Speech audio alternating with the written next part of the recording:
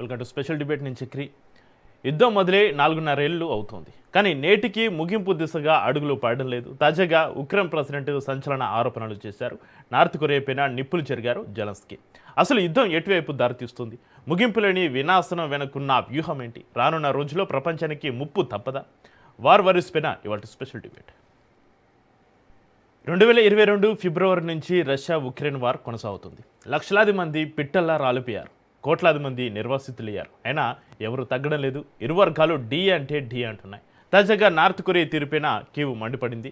మాస్కోకు 50,000 మంది సైనికులను పంపడానికి కిమ్ జోంగ్ సన్నాహాలు చేస్తున్నారని ఉక్రెయిన్ ప్రెసిడెంట్ జెలెన్స్కీ ఆరోపించారు. దాడుల్లో పాల్గొంటూ యుద్ధ తంత్రాలను అధ్యయనం చేస్తున్నారని, పరిస్థితి ఇలాగే కొనసాగితే ఆసియా దేశాలకు ముప్పు తప్పదని హెచ్చరించారు జెలెన్స్కీ.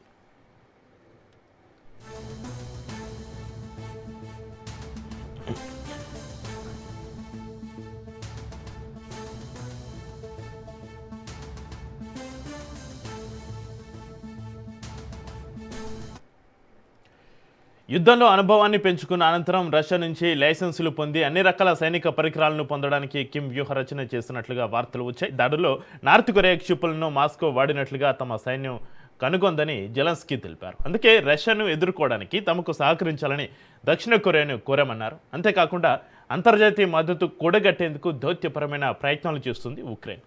సెర్బియా అధ్యక్షుడు అలెగ్జాండర్ తోటి జెలెన్స్కీ భేటీ అయ్యారు. యూరోపియన్ యూనియన్లో చేరాలనే ఉమ్మడి లక్ష్యం కోసం ఇరు దేశాలు కలిసి పనిచేస్తాయన్నారు.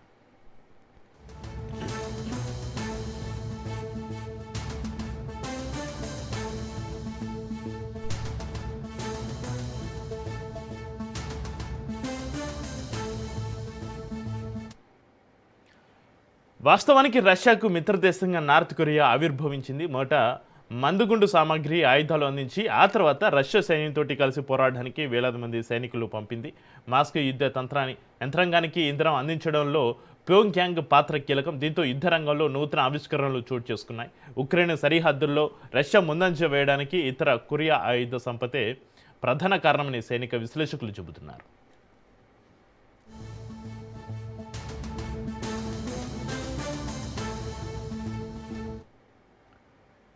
2024 జూన్లో రష్యా అధ్యక్షుడు వ్లాదిమిర్ పుతిన్, ఉత్తర కొరియా అధినేత కిమ్ జోంగ్ ఉన్ మధ్య కుదిరిన సమగ్ర వ్యూహాత్మక భాగస్వామ్య ఒప్పందం కూటమికి పునాది వేసింది. అగ్రిమెంట్ ప్రకారం రష్యాకు ఆయుధాలు ఇవ్వడం ద్వారా ఉత్తర కొరియాకు చమురు, విదేశీ కరెన్సీ, సాంకేతికత లభించనున్నాయి. దీంతో రష్యాకు మద్దతుగా ఉత్తర కొరియా, ఉక్రెయిన్కు మద్దతుగా దక్షిణ కొరియా ఉండడంతో యుద్ధ ముగింపు పైన నీలి నీడలు కమ్ముకున్నాయి. ఇక